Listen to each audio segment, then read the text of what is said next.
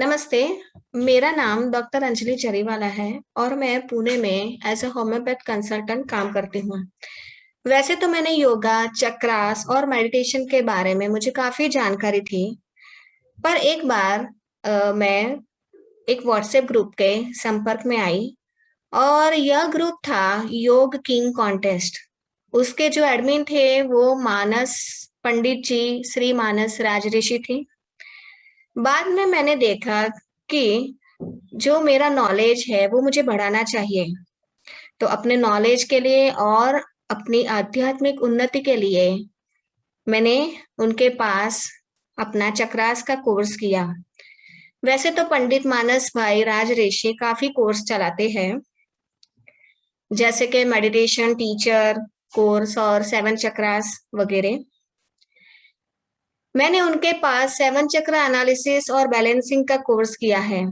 यह मेरे लिए लाइफ चेंजिंग कोर्स रहा है, क्योंकि मेरी पूरी लाइफ चेंज हो गई है। मैं पॉजिटिव बन गई हूँ।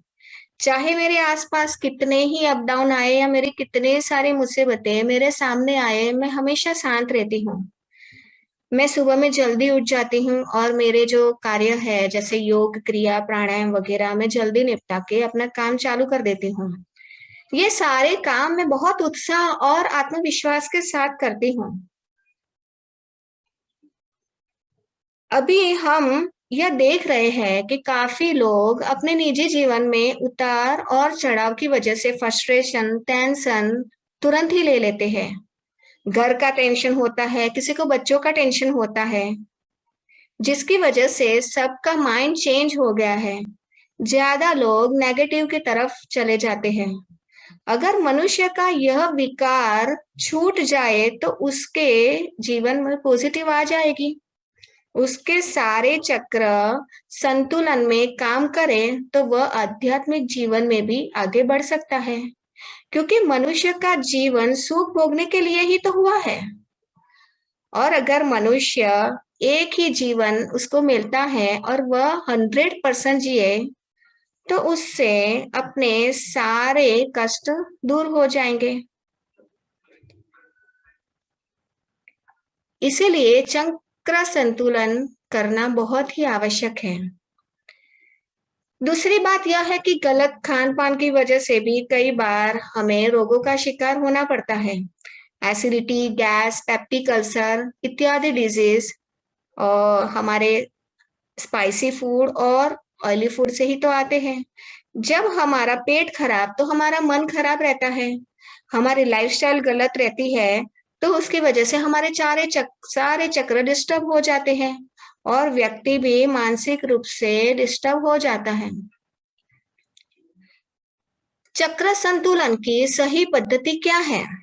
तो चक्र संतुलन करना मतलब सभी चक्रों को जागृत करना। और अगर सारे चक्र पूरी तरह से पॉजिटिव वर्क करें तो यह क्रिया मान लो 1 या 2 दिन में तो पूरी नहीं हो सकती। यह बात हमारे सिद्धों योगियों ने बड़े अच्छे से जाना समझा और उन्हें अपनी खुद की सिद्धि पहले की, बाद में ही व्यक्ति दूसरों को पॉजिटिव बना सकता है और सारे चक्र को संतुलित कर सकता है। अगर ट्रेडिशनली साधना के साथ सही अभ्यास किया जाए तो चक्रों को संतुलन करने में समय लग जाता है। इसमें साधक का धैर्य और संयम आवश्यक है। हमारे शरीर में चक्रों की 3 स्टेजेस होती है। इसमें माना जाता है कि उसके चक्र कितने संतुलन में हैं और कितने जागृत हैं। पहला नंबर है अवेकिंग स्टेज। इससे द्वारा पता लगता है कि उसका हर चक्र कितना जागृत है। Half awaking stage second number पे आता है, मतलब कि आधा जागृत होना। और तीसरा नंबर है डोरमेंट स्टेज, मतलब कि पूर्ण तरह से चक्र जागृत नहीं होना। साथ में उसकी मूवमेंट के ऊपर भी हमें जाना जाता है कि कोई भी व्यक्ति 100% में से कितने परसेंट उसके मणिपुर चक्र, मूलाधार चक्र, स्वादिष्ठान चक्र एक्टिव है। अगर किसी का 60% जितना जागृत है तो हमें ट्रीटमेंट प्लान हम बताते हैं सबको, और इससे कौन सा चक्र जागृत नहीं है उसके ऊपर हम कार्य करते हैं, जैसे कि प्राणायाम, मेडिटेशन, ध्यान इत्यादि। और साथ में कौन सा डाइट लेना है, साथ में साउंड हीलिंग, मंत्र हीलिंग वगैरह बताते हैं। बाद में धीरे धीरे उसके चक्र एक्टिव होना चालू हो जाते हैं।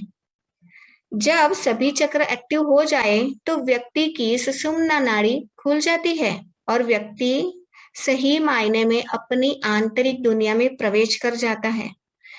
मेडिटेशन करके वह सब कुछ जान लेता है और सब कुछ प्राप्त कर लेता है जो उसे चाहिए।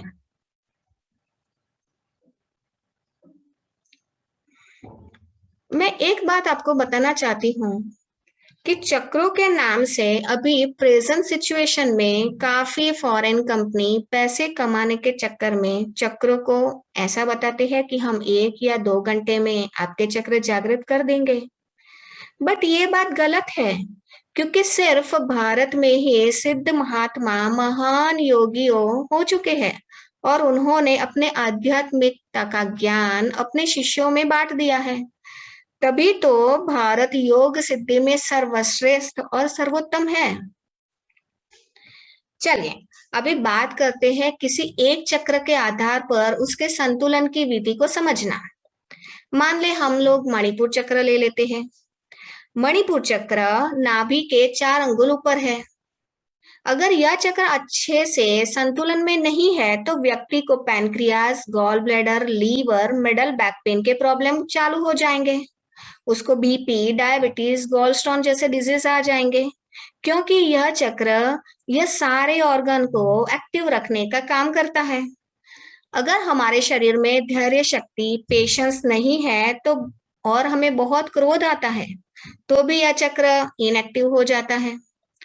अगर हमारी कोई भी काम को लेकर निर्णय शक्ति मतलब कि डिसीजन पावर अगर अच्छा नहीं है तो भी यह चक्र इनएक्टिव हो जाता है।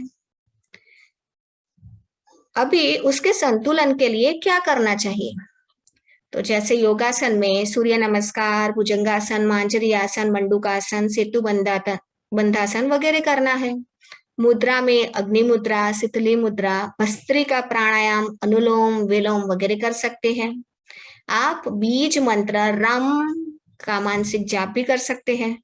अर्ली मॉर्निंग वेकिंग के साथ सूर्य के दर्शन करने चाहिए। फ्रूट्स ज्यादा से ज्यादा खाइए तथा अपने गुस्से को नियंत्रण में रखें। गुस्से को नियंत्रण से ही आपका मणिपुर चक्र जागृत होना चालू हो जाता है।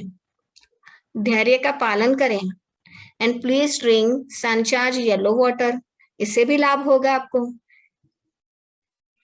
मैं आपको थोड़े चक्रों के बारे में बता देती हूँ। हमारे 7 चक्र है बॉडी में। 7 चक्र में पहला है मूलाधार, बाद में स्वादिष्ठान, बाद में मणिपुर, अनाहत, विशुद्धि, आज्ञा चक्र और सहस्त्रार चक्र। बात करते हैं मूलाधार चक्र की। मूलाधार चक्र गुदा और जननांग के मध्य में आता है। उसका रंग लाल है, उसका बीज मंत्र है लम और उसकी 4 पंखुड़ियां होती हैं। अगर यह चक्र अच्छे से काम करे तो इसका ध्यान का फल बहुत ही अच्छा मिलता है। यह मनुष्य में श्रेष्ठ वक्ता कहलाता है, सर्व विद्या विनोदी, काव्य का लेखन या का सामर्थ्य धराने वाला बनता है। अगर हमारे यह चक्र में कुछ प्रॉब्लम है तो हमारे शरीर में जैसे लोअर एक्सट्रीमिटीज के प्रॉब्लम्स चालू हो जाते हैं, जैसे कि sciatica है, rheumatism, arthritis, lower back pain, urinary के प्रॉब्लम से हम पीड़ित हो जाते हैं। इसके लिए संतुलन को रखने के लिए या ट्रीटमेंट में क्या करना चाहिए? तो उसमें अर्ली मॉर्निंग राइजिंग, उसके साथ हमें तितली आसन, सल्भासन, पवन मुक्तासन, जानुसिरासन, अनुलोम विलोम प्राणायाम करना है। मुद्रा में पृथ्वी मुद्रा, ज्ञान मुद्रा, प्रणाम मुद्रा आप कर सकते हैं।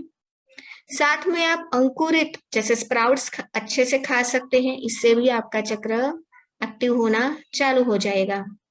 अब बात करते हैं स्वादिष्ठान चक्र की। यह चक्र नाभि के 4 अंगुल नीचे है। उसका रंग नारंगी है और उसमें 6 पंखुड़ियां होती है। यह जल तत्व है। उसके द्वारा हमारे शरीर में संग्रह शक्ति आती है, चाहे वो ज्ञान की ही हो या फिर धन की संग्रह शक्ति हो। अगर यह इम्बैलेंस होता है तो लेडीज के प्रॉब्लम्स जैसे कि मेंसेस के रिलेटेड प्रॉब्लम्स हो जाते हैं, स्किन डिजीज हो जाते हैं। इसको जागृत करने के लिए आप मांजरी आसन, पश्चिमोत्तासन, मंडूकासन, अर्धमत्स्येंद्रासन, प्राणायाम में कपालभाति, भस्त्रिका कर सकते हैं। मुद्रा में उड़ान बंद और वरुण मुद्रा भी कर सकते हैं, जल मुद्रा भी लाभ देगा। साथ में आप अनकुक्ड फूड जैसे कि सलाद ज्यादा ले लें और बीज मंत्र का वम का मानसिक जाप करें। अब बात करते हैं मणिपुर चक्र की। यह चक्र नाभि के 4 अंगुल ऊपर है, उसका रंग पीला है, उसकी 10 पंखुड़ियां रहती हैं और ये अग्नि तत्व है। इसके द्वारा हमारे शरीर में निर्णय शक्ति आती है। अगर यह इम्बैलेंस हो जाता है तो जैसे हमारे gall bladder, pancreas, stomach, liver, उसके डिजीज हो जाते हैं। साथ में पाचन तंत्र के रिलेटेड डिजीज भी होते हैं, बीपी, डायबिटीज, गुस्सा आना वगैरह। इसका अगर हम ट्रीटमेंट ले तो हमें सूर्य नमस्कार, सेतु बंधासन, अनुलोम विलोम, भस्त्रिका, शिथिली प्राणायाम कर सकते हैं। बीज मंत्र राम का चेंटिंग कर सकते हैं। ज्यादा से ज्यादा सीजनल फ्रूट खा सकते हैं। अब बात करते हैं अनाहत चक्र की। यह चक्र चेस्ट के मध्य भाग में है और उसका रंग है ग्रीन, हरा कलर, और उसके 12 पेटल्स हैं। यह जीवन में लगाव से जुड़ा हुआ है और इसका इम्बैलेंस से हार्ट के रिलेटेड डिजीज चालू हो जाते हैं, मेंटल डिजीज भी उसकी वजह से हो जाते हैं। इसको साधने के लिए गौमुखासन, भुजंगासन, अंतः कुंभक कर सकते हैं, वायु मुद्रा कर सकते हैं, ग्रीन लीव्स ज्यादा खा लीजिए, तुलसी है, मोरिंगा लीव्स है वगैरह ज्यादा खा लीजिए। यम बीज मंत्र का भी आप चैंटिंग कर सकते हैं। अब बात करते हैं विशुद्धि चक्र। ये थ्रोट में है, ये आसमानी रंग का होता है और 16 पेटल्स है इसके। इसका गुण है समृद्धि का। अगर ये इम्बैलेंस हो जाता है तो थायराइड, पैराथायराइड, सर्वाइकल के रिलेटेड प्रॉब्लम्स और इवन तो श्वसन के भी प्रॉब्लम्स हो जाते हैं। इसको साधने के लिए सर्वांगासन, भुजंगासन, धनुरासन, खेचरी मुद्रा, जालंधर बंध, आकाश मुद्रा करना होता है। हम बीज मंत्र का भी मानसिक जाप आप कर सकते हैं। फास्टिंग इसके लिए बहुत अच्छा माना जाता है। अब बात करेंगे आज्ञा चक्र। आज्ञा चक्र हमारे दोनों आईब्रोज के बीच मध्य में होता है और वो नीला रंग का होता है, उसमें 2 पंखुड़ियां होती है। यह नियंत्रण का काम करता है, जैसे नाक, आंख, कान पर वह नियंत्रण करता है। अगर ये इम्बैलेंस हो जाए तो उसको शीर्षासन करना, भुजंगासन करना, प्राणायाम में भ्रामरी प्राणायाम करना अच्छा माना जाता है। मेडिटेशन में आकाश ध्यान करिए, थर्ड आई मेडिटेशन करिए। बीज मंत्र में ओम का चैंटिंग कर सकते हैं, वाटर फास्टिंग कर सकते हैं, सन चार्ज ब्लू वाटर आप पी सकते हैं। अब बात करेंगे सहस्त्रार चक्र की, जो तालु में है। 1000 पंखुड़ियां है उसकी।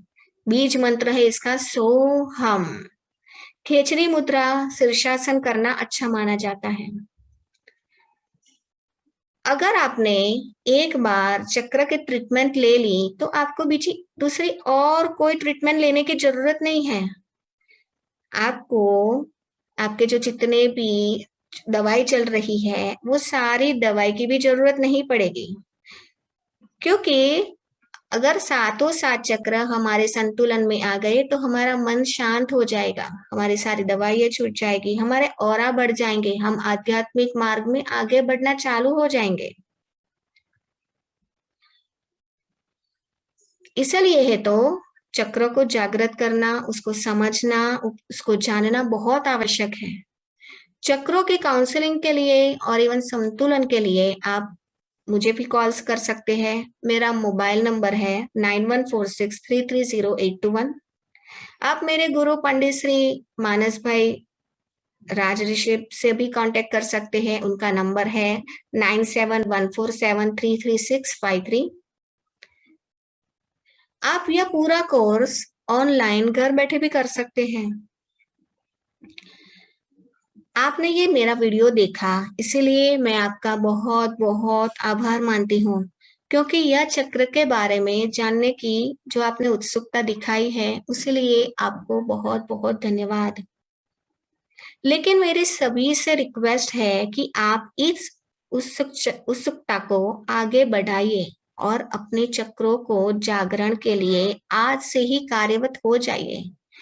ये आपका अहोभाग्य है कि आपने मनुष्य जन्म धारण किया है, जिसमें आपको इस चीजों से करने के लिए अवसर मिल रहा है और मेरी आपसे निवेदन है कि आप इस मार्ग में आगे बढ़े और अपने सातों चक्रों को जागृत करने के लिए, अपना भाग्योदय करने के लिए और अपने को स्वस्थ रखने के लिए इसमें आगे बढ़े। बहुत-बहुत धन्यवाद, बहुत-बहुत धन्यवाद। नमस्कार।